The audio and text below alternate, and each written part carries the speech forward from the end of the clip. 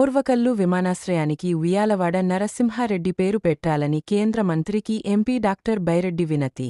ఈ నెల 22న జరిగే భారత స్వాతంత్ర్య తొలి పోరాట వీరుడైన ఉయ్యాలవాడ నరసింహారెడ్డి జయంతి సందర్భంగా ఓర్వకల్లు విమానాశ్రయానికి ఉయ్యాలవాడ నరసింహారెడ్డి విమానాశ్రయంగా అనే పేరును అధికారికంగా ప్రకటించాలని బుధవారం న్యూఢిల్లీలో కేంద్ర పౌర విమానయాన శాఖ మంత్రి కింజరాపు రామ్మోహన్ నాయుడును కలిసి నంద్యాల ఎంపీ డాక్టర్ బైరెడ్డి సబరి వినతి పత్రాన్ని అందజేశారు.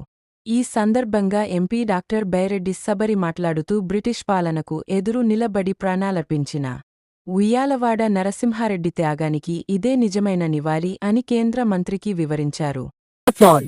If you like this video, please like and subscribe. For more such videos, keep watching our channel.